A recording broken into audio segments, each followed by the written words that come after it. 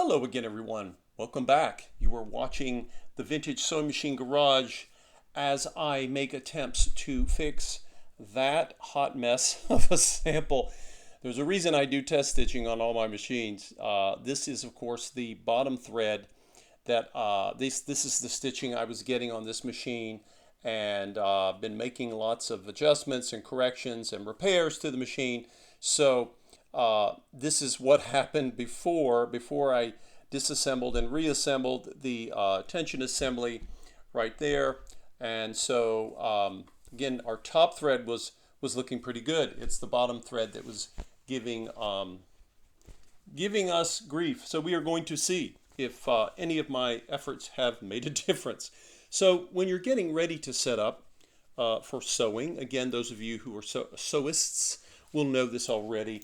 For those of you who are new, again, how do you know what tension to set your dial? You have all these numbers. Well, your manual is a wonderful guide. Even after all these years, the manuals are still really helpful. Many of the sewing manuals, such as the manual for this machine, will basically have a guide. Usually it's in the back of the machine. It'll talk to you about the right size needle to use. Sometimes it'll talk about the thread weight, and it will say, it'll talk to you about the tension setting that you need based on the fabric or material that you're working with. So I have a medium weight cotton here. It looks like something you might make a tote bag out of. It's not super heavy, but it's got some density to it. I have a size 16 needle, which I'm very used to working with. And I'm going to go ahead and set this up. Going to get both of my thread tails out there. Get my presser foot down into position. Now, what am I going to set this at? When it comes to tension, I am going to start at round 3. I can always go, usually, a lot of times, and it depends on your machine. It depends on, again, the fabric you're working with. With a lot of the medium weight fabrics, even some of the heavy or heavy-ish fabrics I test with, I'm often finding that somewhere around 4 or so, I can even go to 3.5. 3.5 to 4-ish is where I often land when it comes to setting tension, but that is not a default for every person. All of you have different sewing projects and different materials, so don't if you set yours here and it doesn't work, it could be that you need to shift the tension based on the variables I just mentioned and laid out. Okay, everybody. Again, this particular machine does not have a light. It did not have it when it was new, but we have plenty of light to sew with here today. I've got the thread tails over here. Get those out of our way. And we're going to see, oh, by the way, I have it set on the longest stitch. This is normally the first place I check the performance of my machines and how they stitch. And we will see what the machine is interested in doing today.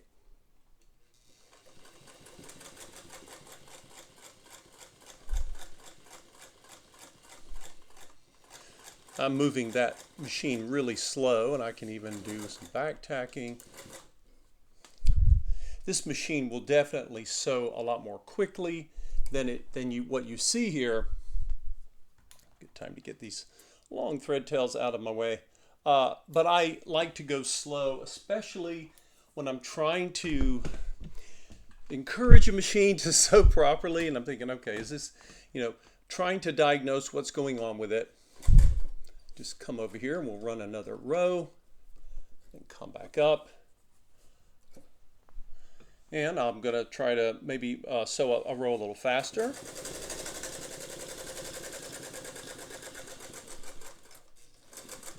And again, doing some back tacking.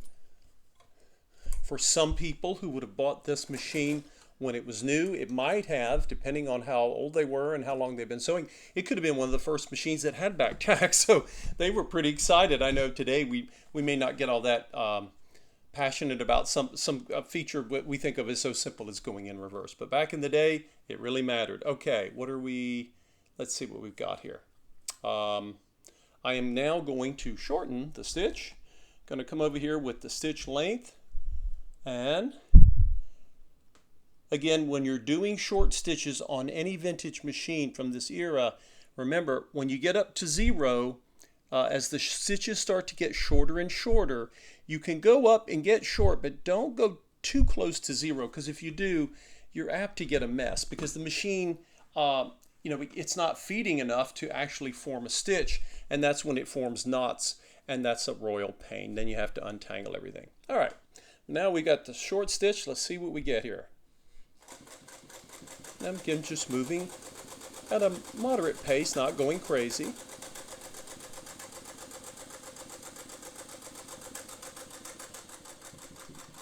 And we'll go and do our back tack.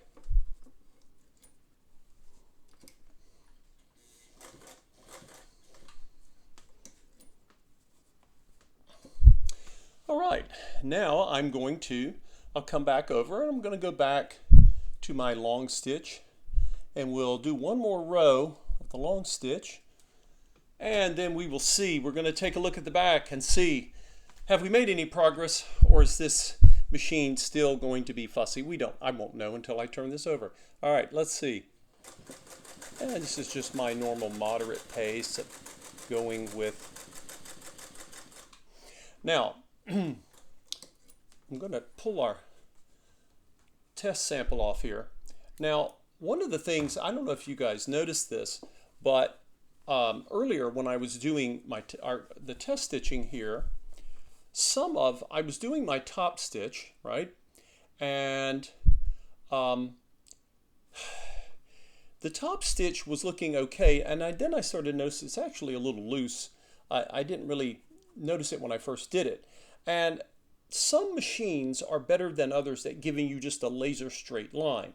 And one of the things that can help you, sometimes when you've got adjustments, you'll notice how it kind of comes down a little bit. Now, sometimes when I'm doing test stitching, I was barely holding the fabric or guiding it. Many of you do this when you sew. The other variable with that is, of course, your presser bar adjustment. The presser bar is the bar with your foot.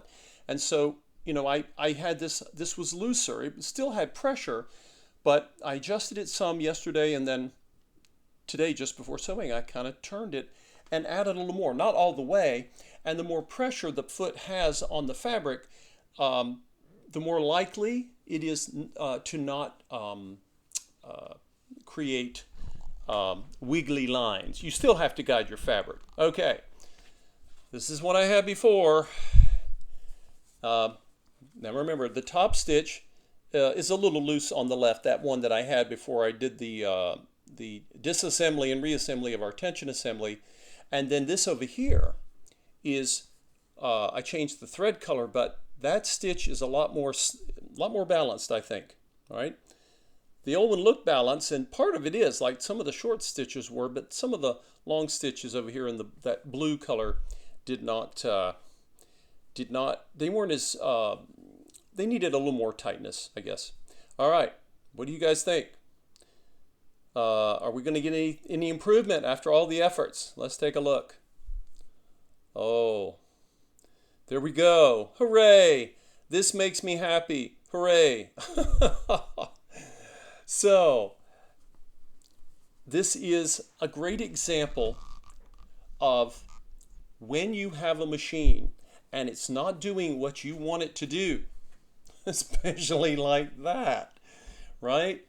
Sometimes it takes persistence and patience, because the machine was designed to sew this way. That is a very balanced stitch. I'm very happy with that.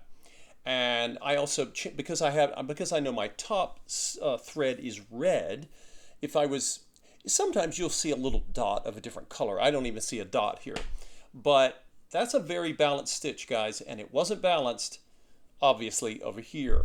So this machine had multiple issues, and it's surprising. I mean, you look at it, you think, gosh, no one barely used it. And the parts were not overly stiff. I mean, there was, parts of this machine were moving. I definitely oiled it. You saw me do that, but it was a bit of a mystery. What an outlier this machine has been. And in some ways, it's an outlier in wonderful ways, because this paint is just gorgeous. My gosh. I mean, it looks like it came off the factory floor, last week.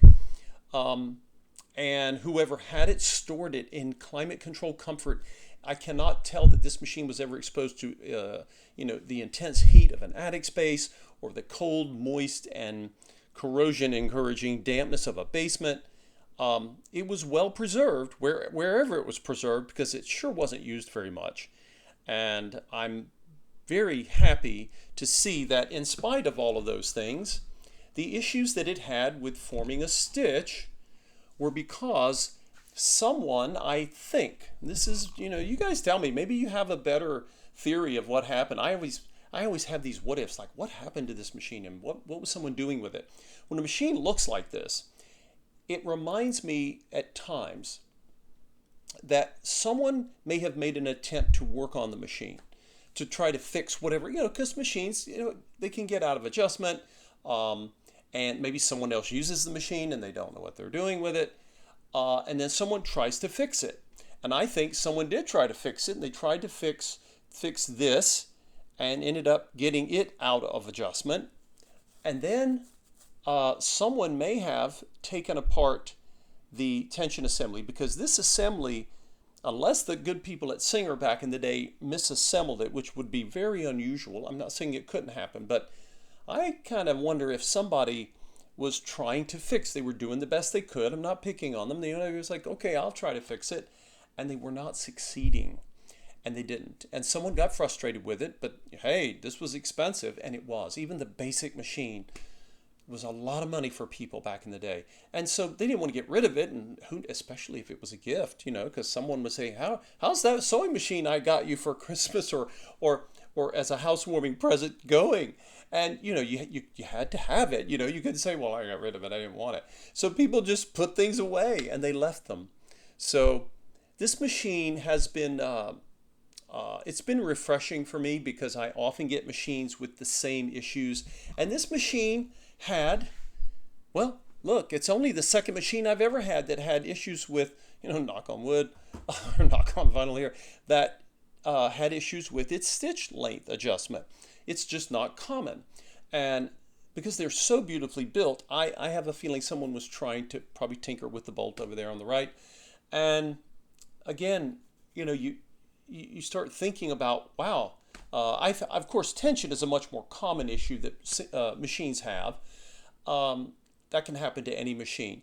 But for a machine to have had so little use and yet have these issues, I kind of wonder if way back when it was new, it had early in its life, something happened to it. Somebody couldn't figure it out and didn't want to pay to take it to a service center, says it up, put it in a closet, and they left it there for their whole life. So anyway, it is gratifying. And I know if for any of you, some of you have shared in the comments when you've been following along with one of the videos here, and then all of a sudden you were able to get something fixed.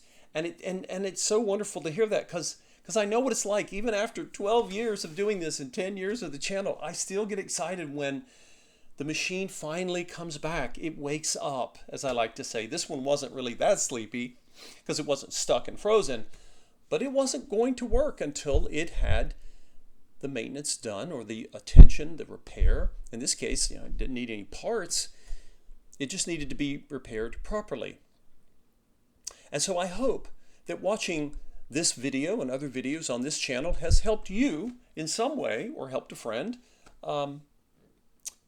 repair or get your machine running properly, or maybe just to help you know more about the machine that you use, because so many of my viewers, you are so gifted with your sewing talents, or maybe you're new and you're just trying to get into sewing and you want something that is not going to conk out on you and be unrepairable, like so many of the cheap newer stuff that's out there. There are new machines out there that are made better than the El Cheapo specials that you see advertised.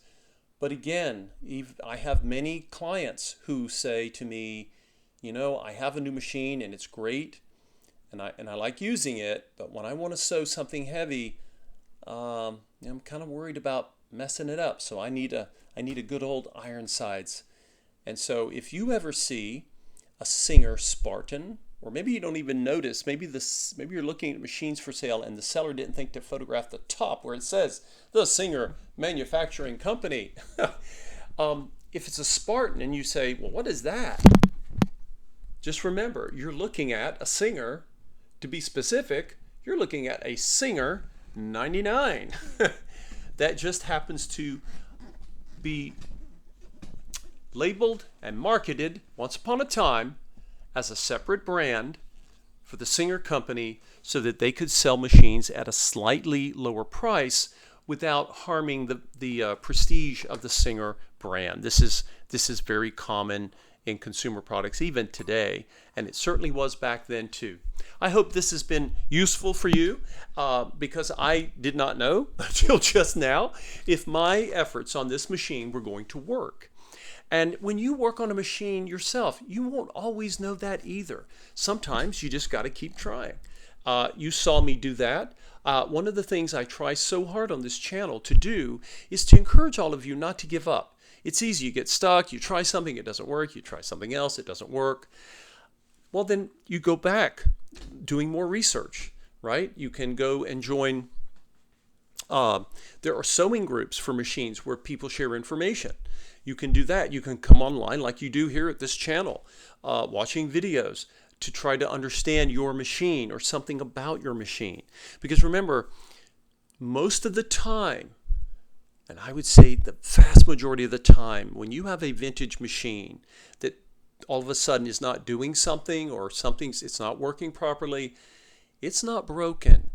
It's usually user error. And I don't say that to be snide or sarcastic, because I mean, you know, I've done the same thing before. I've not been paying attention and I maybe threaded something the other way, and I should know better. I've been threading these machines for years.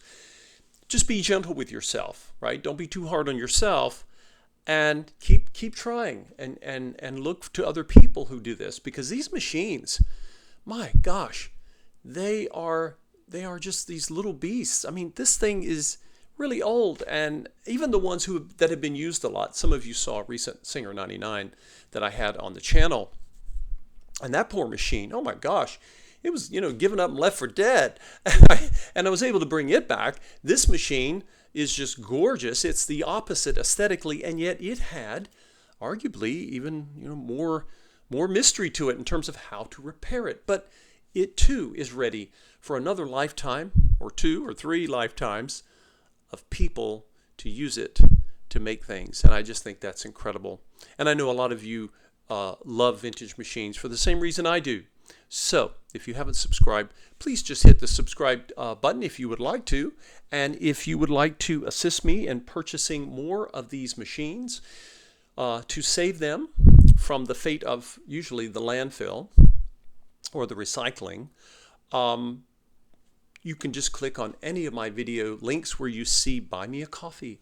I have my own Buy Me a Coffee page where my viewers and supporters can donate, and your donations will go toward helping me purchase more machines and tables. And you can see currently I've got machines all over the place here, but they cost money. I have to pay for them, but I believe they're worth it, because going through them and giving them the service they need is really important. And the great thing is, when you find new clients and new people that will get these machines from me or you, they also learn that, oh yeah, things that were built to last were meant to be maintained and repaired, right?